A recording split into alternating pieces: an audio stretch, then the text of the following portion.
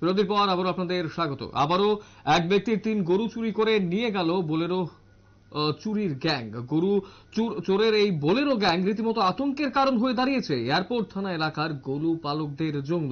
এই গরু চুরি কাণ্ডে চোরেদের পাকড়াও করতে সম্পূর্ণ ব্যর্থ পুলিশ, এমনই গুরুতর অভিযোগ কিন্তু উঠে আসছে সাধারণ মানুষের পক্ষ থেকে। বলাই বাহুল্য, মাত্র 48 ঘন্টা আগে এয়ারপোর্ট থানা এলাকার বিভিন্ন গরু চুরির ঘটনাকে কেন্দ্র করে এয়ারপোর্ট থানার পুলিশের বিশেষ পদক্ষেপ গ্রহণ করার আবেদন জানিয়েছিলেন 4 বরজলা বিধানসভা কেন্দ্রের বিধায়ক সুদীপ সরকার। 48 ঘন্টার মধ্যেই আবারও 3 গরু চুরি, এই ঘটনাকে কেন্দ্র করে চাঞ্চল্য ছড়িয়েছে গোটা এলাকায়। বিবরণে জানা গেছে, এয়ারপোর্ট থানাধীন সাহাপাড়া চন্দন রায় নামে এক ব্যক্তির 3টি গরু চুরি করে নিয়ে যায় গরু চোরের বোলেরো গ্যাং মঙ্গলবার গভীর রাতে। এই চিত্র ধরা পড়ে সিসিটিভি ক্যামেরায়। পরবর্তী সময়ে খবর দেওয়া হয় এয়ারপোর্ট থানায়। ঘটনাস্থলে আসে এয়ারপোর্ট থানার পুলিশ, শুরু করে তদন্ত। গরুর মালিক চন্দন রায় সংবাদ মাধ্যমের মুখোমুখি হয়ে বিস্তারিত জানতে গিয়ে বলেন, সম্প্রতি তিনি গরুর গোবর বিক্রি করছিলেন। যারা গরুর গোবর নিতে এসেছিল তারা এই চুরির কাণ্ডের সঙ্গে যুক্ত থাকতে পারে বলেও দাবি করছেন তিনি। গোটা ঘটনাকে কেন্দ্র করে কি জানাচ্ছেন সংশ্লিষ্টরা, শুনবো।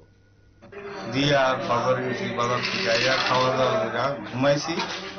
সকালবেলা আমি আমার ছেলেরে জিজ্ঞাসা করতেছি, বাবু গরু দেখি তুমি দিছ নি আগে?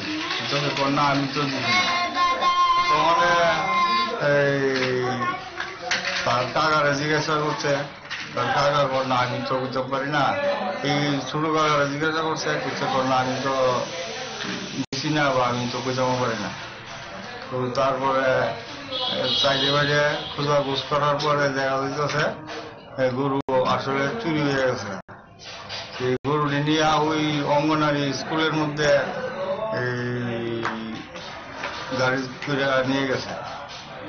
আর সিসি ক্যামেরার মধ্যে দেখা গেছে রাত্র প্রায় অনুমানিক 2টা থেকে 3টার মধ্যে এটি গরু রয়ে গেছে। আর কয়টা গরু চুরি হয়েছে আপনার? 3টা গরু, 2টা বড় গরু আর একটা ছোট্ট বাছুর, বেটা বাছুর।